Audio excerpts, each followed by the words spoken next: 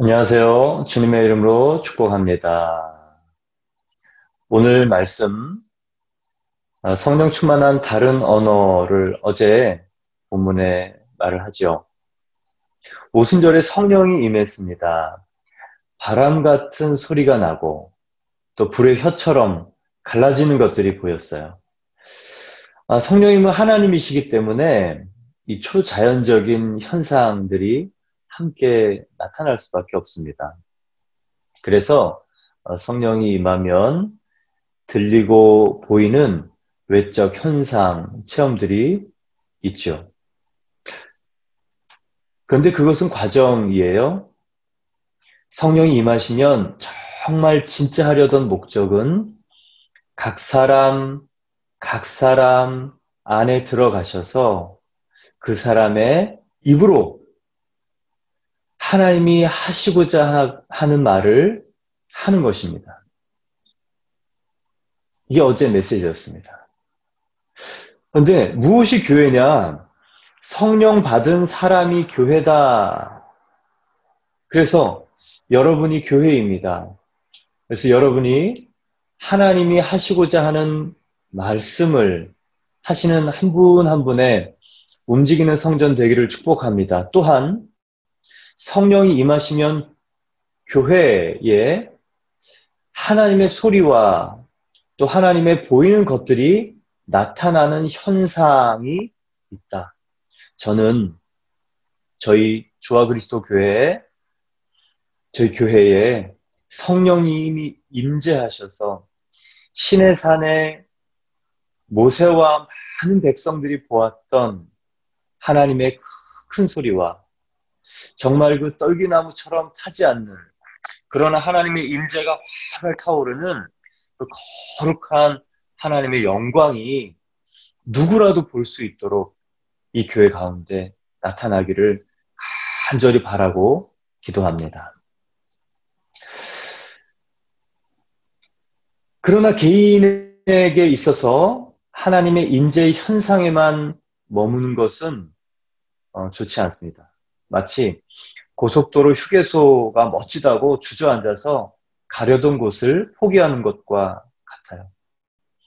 성령 체험을 통해서 하나님이 얼마나 그리고 왜 내 안에 들어오고 싶어 하시는지, 왜 굳이 내 안에 들어오시려고 하는지, 하나님이 거하실 편안한 곳이 많은데 삐쭉빼쭉 또 울퉁불퉁 울그락불그락 또 자기 마음껏 하고 싶은 대로 하는 이 불편한 마음에 들어오시고자 하는지, 여러분 그 이유를 정말 헤아려 깊이 우리가 하나님께 감사하기를 간절히 원합니다. 우리가 예수님을 만나서 받은 은혜 눈물 콧물 쏟지만 우리 인간의 의지로는 예수님의 권능과 예수님의 인격, 예수님처럼 살 수 없습니다. 그래서 예수님을 닮은 능력과 예수님을 닮은 인격이 되라고 그분 자신이 직접 우리 안에 오셔서 내가 그 일을 하겠다라고 하시는 것이 우리에게는 정말 축복임을 믿습니다. 그리고 그 하나님 마음이 헤아려져서 하나님이 하시고 싶은 말을 하시는 한 분 한 분 되기를 축복합니다. 어제는 어떤 말씀을 하셨나요? 예, 이전에 하던 말이 아닌 다른 말, 성령 받은 말, 그 생각해 보면 쉽습니다. 자존심 상해서 하고 싶지 않았던 얘기, 또 내 자아 중심적으로 하고 싶지 않았던, 자아 중심적인 생각에서 하고 싶지 않았던 얘기, 그 일들을 말하면 됩니다. 그리고 삶으로 말하는 것뿐만 아니라 성령의 말하게 하심을 따라 하나님의 큰 일도 말하는 하루였음을 여러분 축복합니다. 이렇게 하나님이 원하시는 말을 했더니 소동이 생겨요. 5절 말씀 함께 읽겠습니다. 그때 경건한 유대인들이 천하 각국으로부터 와서 예루살렘에 머물러 있더니 이스라엘 남자들은 여호와 앞에 1년에 3번씩 보입니다. 유월절, 오순절, 초막절. 유대에 거주하는 사람들뿐만 아니라 흩어져 살고 있는 사람들, 디아스포라 유대인이라고 합니다. 그 사람들도 마찬가지예요. 기록에 의하면 6월절, 오순절, 초막절 이때에 예루살렘에 모였던 인파가 그 당시에도 50만 명에서 60만 명 사이로 그렇게 추정하는 엄청난 인구들이 모입니다. 당시에 10만 도시를 메가처치라고 카운트를 했는데 50만에서 60만이면 얼마나 많은 사람들이 모였고 그 사람들이 모인 예루살렘이 얼마나 하나님께서 전략적으로 일하시기 좋은 시기이고 장소였는지 볼 수 있습니다. 당시 유대인들은요, 모든 나라, 각국, 천하 각국으로부터 왔다는 말이 있어요. 그만큼 널리 퍼져서 살았어요. 그 이유는 강대국 침략으로 인한 민족 분산 때문에 그렇습니다. 열린 지형이기 때문에 그런데요. 이 디아스포라의 가장 큰 몇 가지 사건들만 살펴보면 이 772년, 기원전 772년 북이스라엘 멸망, 이 아시리아를 통해서 멸망 분산된 것, 또 BC 586년 남유다의 바벨론을 통해서 멸망할 때 분산된 것, 그리고 헬라가 정복하고 또 유대가 로마에 정복당해서 로마 제국 전 지역에 흩어져 살게 되었죠. 어쩌면 이 지금의 유대인들의 이 경제력과 영향력과 생존력과 협동력과 비록 유대교이지만 그 신앙심이 남다른 탁월한 이유는요. 그 비결은 무엇일까? 전 두 가지라고 생각합니다. 선민으로서 받은 하나님의 약속과 그리고 환란이죠. 이스라엘 역사에 있어서 이 디아스포라가 될 수밖에 없었던 고통의 시대, 그게 이스라엘을 단단하게 만들었는데 자세히 이스라엘 역사를 보면요. 이스라엘의 디아스포라 고통의 시대는 무슨 시대 다음에 왔는가 보면 국가의 안정기 이후에. 그래서 하나님의 공동체는요. 최대 위기는 무엇이냐면 안정권에 들어가는 것입니다. 솔로몬이 나라를 반토막 낸 것, 번영의 안정권에 있을 때죠. 또 사무엘을 낳았던 한나가 술 취했다고 말했던 엘리 제사장의 영적 분별력이 흐려진 때는 타락, 혼돈, 그리고 임시 평화가 반복이 되던 이 사사기 타락의 안정권에 들어갔을 때입니다. 여러분, 지금 우리는 어떤 때인가 한번 돌아보면 좋겠습니다. 저는 하나님께서 이 개척을 시작하게 하시면서 요즘 한꺼번에 갑작스럽게 많은 질문과 요청과 할 일들이 생겨서 바쁩니다. 그런데 그 목적을 생각하면 그리고 그 꿈을 생각하면 내 영혼이 스스로 기운을 내서 일어나게 만듭니다. 새로운 길을 가는 것, 그때는 하나님이 손을 꼭 잡고 가신다는 것을 기억하십시오. 가보지 않은 길을 갈 때는 하나님이 우리를 더 꼭 잡고 가신다는 것을 기억하십시오. 그냥 새로운 길, 가보지 않은 길이 아니라 하나님이 정말 기뻐하시는 길을 내가 가겠다라고 할 때 하나님이 우리를 붙들고 안고 업고 하십니다. 언제 신앙의 놀라움을 경험하고 성장하냐면 베드로가 배 바깥으로 나왔을 때, 안전지대를 나왔을 때, 새로운 곳에 섰을 때, 더 정확하게는 예수님이 서 계신 곳에 가려고 할 때 오라라고 말씀하신 그분의 약속을 믿고 발을 내디딜 때 우리는 신앙의 놀라움과 성장을 경험합니다. 이렇게 모인 유대인들을 5절은요, 경건한 유대인이라는 표현을 쓰고 있어요. 이 율라베이스라는 헬라어는 이 경건한인데 헌신적인 종교 생활을 하는 사람들을 말합니다. 오늘날처럼 대중교통이 발달된 시대가 아닌데 2000년 전에 원근 각지, 당시 세계 각처에서 1년에 3번 예루살렘을 오는 것은 쉽지 않았습니다.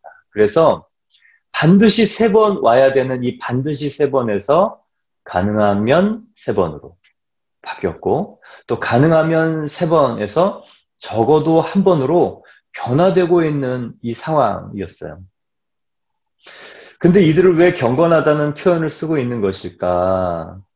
물론 율법이어서 왔지만 이들은요, 유대인 아버지로부터 하나님을 찾아야 한다는 것을 교육받은 사람들이에요.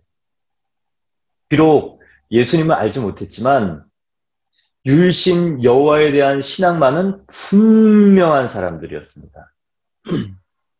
그래서 이 종교적인 열심이 있는 이들에게, 이 종교적인 열심이 있는 디아스포라 유대인들에게 예수님이 구약의 유일신 여호와 하나님이신 것을 깨닫게 해주면 이들이 천하 각국에 다시 돌아가서 십자가에 못 박힌 청년이 하나님이시다. 그 청년 예수가 부활했다. 그 예수님이 우리 여호와 유일신 하나님이시다. 라고 선포하는 강력한 증인이 될 것을 아셨기 때문에. 그리고 천하 각국의 회당이 아닌 교회가 생길 것을 하나님이 계획하셨기 때문에 그렇습니다. 여기서 여러분 깨닫는 교훈이 있어요. 비록 율법이지만 순종하는 사람들에게 하나님의 은혜의 계획이 준비되어 있다는 거. 그래서 억지 순종 같아 보이지만 그것이 하나님이 일하시는 징검다리가 된다는 거 여러분 기억하십시오. 또한 우리가 뭘 잘 모를 땐 내 마음대로 했지만 하나님의 은혜를 깨달을 때는 그 다음은 이해되는 순종을 하게 됩니다.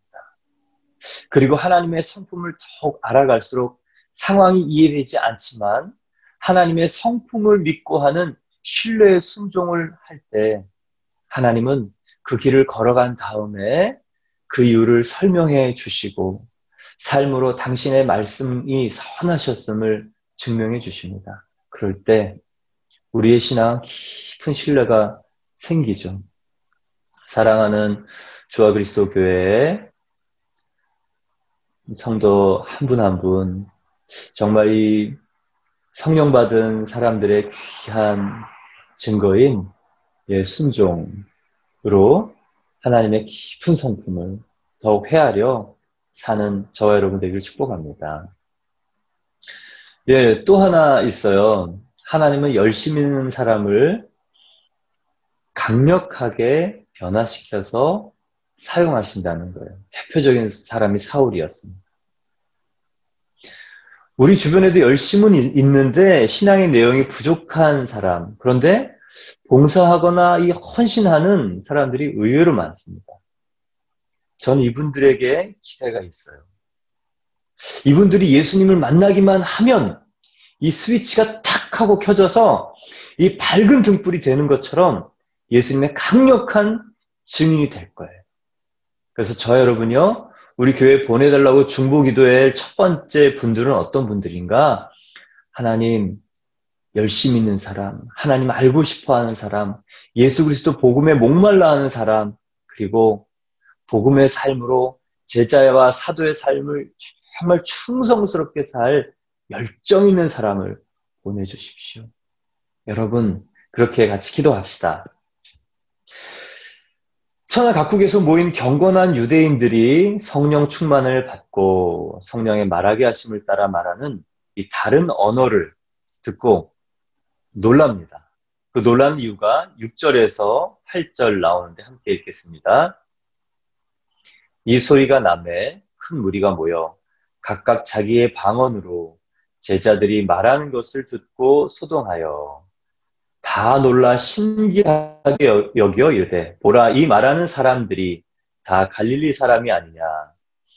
우리가 우리 각 사람이 난 곳 방언으로 듣게 되는 것이 어찌 됨이냐. 유대인들이 제자들의 말하는 것을 보고 놀랐던 이유는 두 가지입니다. 하나는 제자들이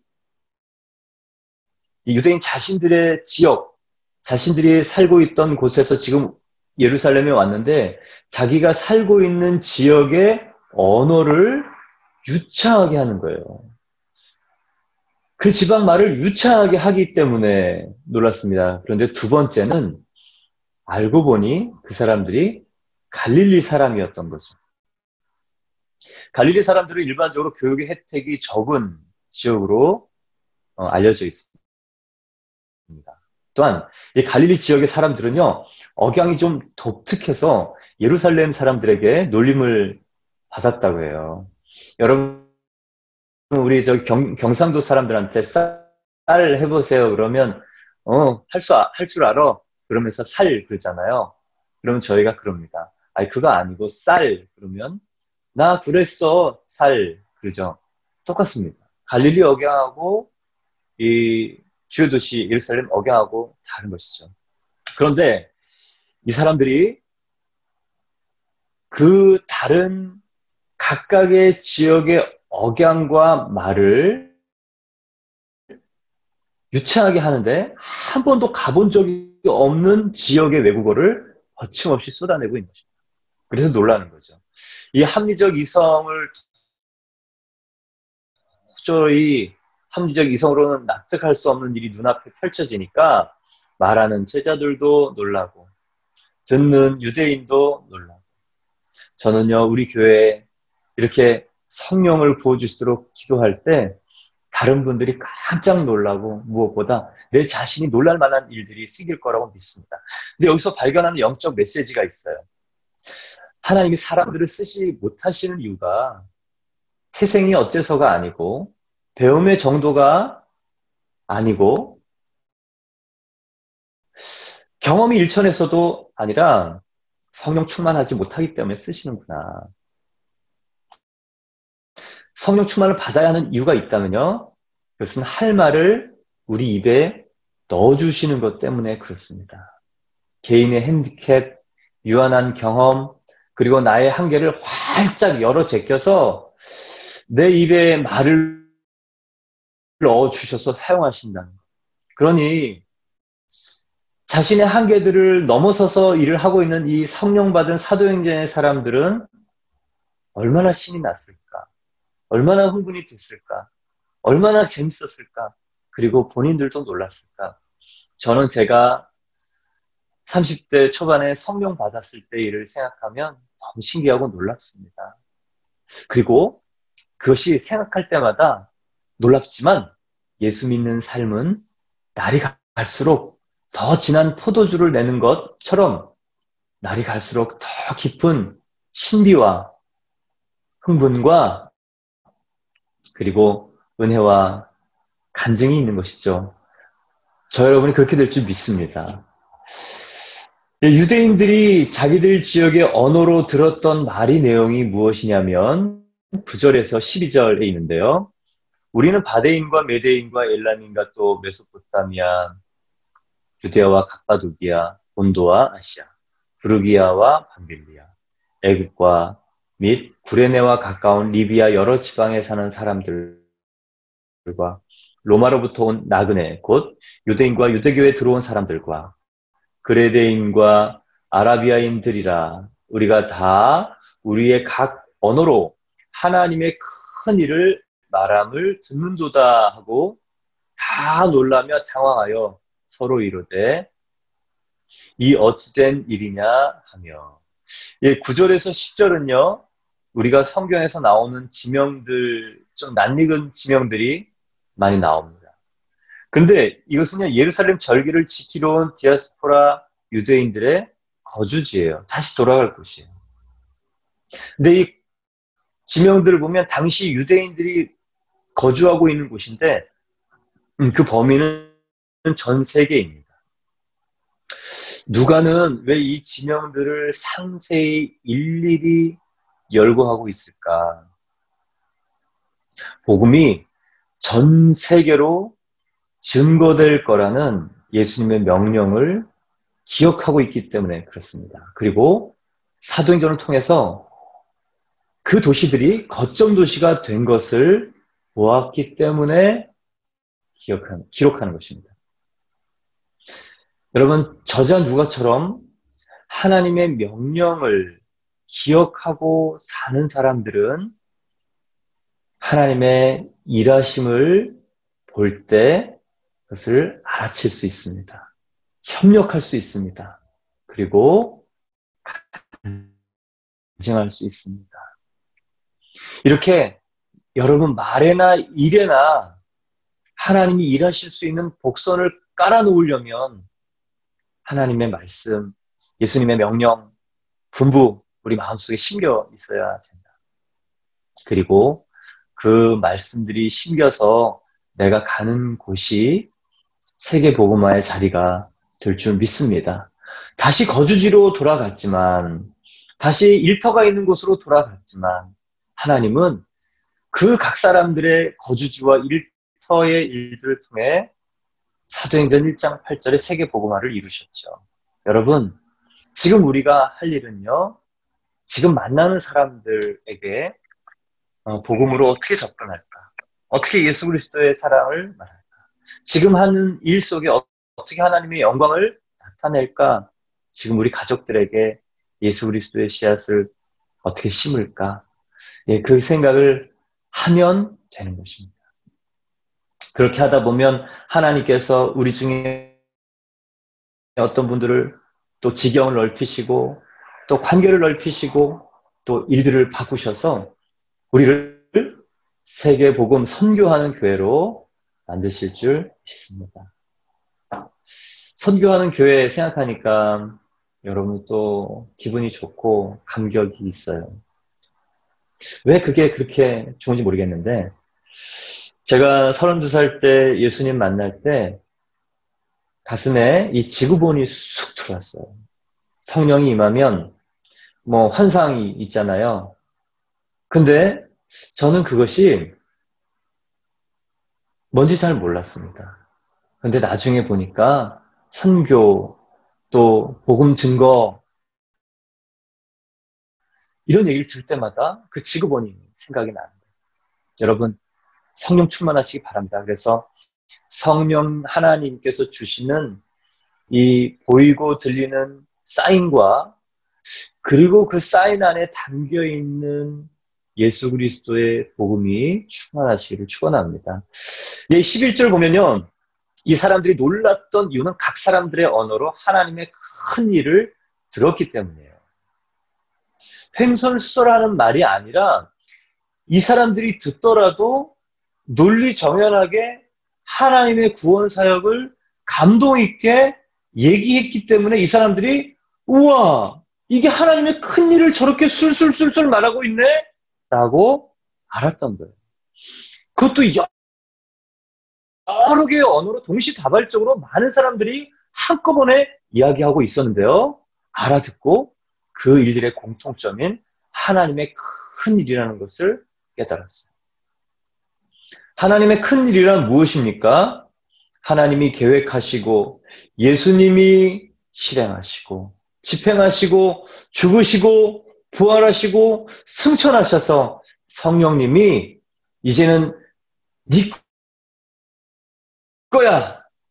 이 생명은 너 것이고 또 예수의 이름의 권세도 너 것이고 또 이름의 권세를 전해야 될 미션도 내 것이야 라고 성령님께서 우리에게 적용시켜 주시고 사명을 주시고 전파하시는 그 하나님의 구원 사역이 하나님의 큰 일입니다. 근데요, 저는 여기서 이 사람들이 어떻게 그냥 술술술 막 아침에 했는 얘기를 하나님의 큰 일이라는 것을 알았을까? 여기서 여러분 이 복음의 특징이 있어요. 복음의 진리는 깊지만 어렵지 않다는 거예요. 단순하다는 거예요. 명확하다는 거예요. 그러나 생명이 있다는 것입니다. 그래서 많은 학자들은요, 단순해서 진리를 복잡하게 만듭니다. 철학자들은 기독교가 너무 심플해서 사변적으로 바꿔놓는 그런 이데올로기들을, 철학들을 찾아다닙니다. 그리고 에덴에 있는 이 철학의 사람들과 바울이 복음을 전할 때 복음의 진리로 하지 않고 그 사람들의 방법으로 했을 때 후회가 되고 실패가 되었었는데 여러분 하나님의 구원 사역, 구원의 진리는 단순하고 쉽다는 것. 그런데 그것을 깊이 반복적으로 내 안에 새겨야 된다는 것. 그래서 누가 들어도 마음만 열면 알아들을 수 있는 내용이 구원이고 누가 들어도 마음만 열면 전할 때 그 사람이 영접할 수 있도록 내 안에 깊이 각인되어 있어야 됩니다. 반복, 그러나 강력한 복음, 이게 사도행전적 복음의 특징입니다. 예수님을 보내주시겠다는 구약, 예수님이 오셔서 십자가 부활을 지시고 승리하시고 승천하셨다는 것, 그리고 그분이 나의 구원자이고 주인이신이라는 것, 그 복음을 마음에 새기고 또 성경을 깊이 읽는 여러분 되기를 축원합니다. 그런데 성령님은요, 말하게 하신 큰 일을 시키는 사람, 어떤 사람에게 그 일을 시키냐면 성령 받은 사람인데요. 다른 말로 해볼게요. 성령님은 인격적이잖아요. 내가 하기를 원하지 않은 일을 강제로 시킬까요? 내 안에 전혀 없는 것들을 말하게 하실까요? 아니요. 성령님은 누구시냐면 요한복음 14장 6절입니다. 보혜사 곧 아버지께서 내 이름으로 보내실 성령, 그가 너희에게 모든 것을 가르치시고 내가 너희에게 말한 모든 것을 생각나게 하시리라. 예수님의 말씀이 내 안에 있고 내가 그것을 말하기를 원할 때 성령님은 오셔서 내 입을 여십니다. 여러분 마찬가지예요. 기름이 부어져서 불이 붙으려면 뭔가가 있어야 되잖아요. 성령님도 마찬가지입니다. 내 안에 기름 부을 만한 이 말씀과 사모함과 이 정리된 수고와 은혜와 그리고 이것이 복음 하나면 충분하다. 예수님 한 분이면 충분하다는 이 확신이 있을 때 여러분, 저 여러분의 생명의 확신이 다른 사람을 살립니다. 다른 사람을 살리는 것은 정보가 아닙니다. 지식이 아닙니다. 나를 살렸던 그 확신의 복음입니다. 여러분, 이게 있으면 나도 살고 살립니다. 살리는 사람 됩시다. 살리는 사람 됩시다. 수고하고 무거운 짐진다들을 수없이 살리는 저와 여러분 되기를 축원합니다. 이렇게 했더니 12절에 보면 거룩한 충격을 줍니다. 다 놀라며 당황하여 서로 이르되 이 어찌 된 일이냐 합니다. 이 유대인들이 충격을 받은 거예요. 성령 받은 사람들에게 이 충격을 받은 겁니다. 여러분, 우리가 불신자들과 주변에 있는 사람들에게 어떻게 충격과 놀라움을 줄 수 있을까요? 권능이 있으면 됩니다. 방언을 하고 예언을 하고 병든 자를 일으키고 그 일을 하면 충격을 받습니다. 그런데 표적과 이적을 행해도 불신자들은 잠시 놀랄 뿐 마음문까지 열지는 않더라고요. 주님이 표적을 가장 많이 행하신 이 고라신과 벳세다 사람들이 정말 예수님을 배척했던 완악한 사람들인 것을 성경을 보면 깨달을 수 있어요. 그래서 여러분, 우리가 거룩한 충격을 주려면 무엇을 해야 되는가? 30 이상의 삶을 살아야 됩니다. 다르게 살아야 됩니다. 여러분, 저는 계속 여러분과 저에게 다르게 살라고 도전합니다. 다르게 살지 않으면 도전을 줄 수 없고 충격을 줄 수 없고 변화를 줄 수 없습니다. 말할 수 있는 기회를 주지 않습니다. 니나 내나 똑같은데 뭘 그러냐. 이익과 안전을 위해서 살 때 여러분 손해볼 수 있는 한 사람 필요하면 하나님 제가 할게요. 그리고 감정적으로 미흡고 원망하고 복수하고 싶을 때 하나님 그렇게 하지 않을게요. 또 많은 사람들은 자기와 가족들 위해서 삽니다. 그게 사람들의 가치관 우선순위 첫 번째죠. 그런데 그것을 넘어선 이 영적 가족과 많은 이 사람들, 도움이 필요한 사람들을 생각하고 살 때 충격을 받습니다. 요즘 그리스도인이 지탄을 받는 이유, 선한 일을 해야 될 사람들이 오히려 악행의 주인공으로 등장하기 때문에 서로 민망합니다. 듣는 사람들도 민망하고 크리스찬들도 민망합니다. 성령이 임하면 세 가지가 나타난다고 얘기했습니다. 거듭남, 신분의 변화입니다. 두 번째, 권능, 은사의 변화입니다. 그런데 세 번째가 중요해요. 성품의 변화. 성령 받은 성품, 내 윤리, 또 내 도덕, 그냥 인본적인 윤리 도덕이 아닌 성령 받은 양심. 우리가 그거 될 수 있습니다. 할 수 있습니다. 한번 해보는 것입니다. 그럴 때 하나님께서 일하실 거라고 믿습니다. 그렇게 거룩한 충격을 받은 사람들이 있는가 하면 그렇지 않은 사람들도 있습니다. 13절 보면 또 어떤 이들은 조롱하여 이르되 그들이 세술에 취하였다 하더라. 복음에는 항상 두 반응이 있습니다. 긍정적인 반응, 또 배척, 박해, 조롱, 냉소. 이게요, 복음을 전했던 만고 진리의 두 반응입니다. 근데 여러분, 사도행전적 교회의 특징, 핵심적인 특징은 뭐냐면요, 서퍼링 처치라는 거예요. 고난받는 공동체, 오해받는 사람, 박해받는 사람. 그런데 여러분, 하나님이 그것까지 허락하시는 이유는요, 고난은, 그리스도인이 받는 고난은 예수 그리스도를 생각나고 예수 그리스도를 향하게 해요. 그리고 복음이 더 순수해지고 내 안에 거품이 빠져갑니다. 고난을 통해서 내가 가지고 있는 비전, 그리고 비전 안에 있는 거품들도 다 빠지고 날아갑니다. 그래서 여러분, 고난이 올 때 하나님께서 나를 정화시키시는구나, 순수한 복음의 사람으로 만드시는구나, 이제는 정금같이 나오겠구나, 증인 되겠구나 믿는 저 여러분 되기를 축원합니다. 함께 기도하시겠습니다.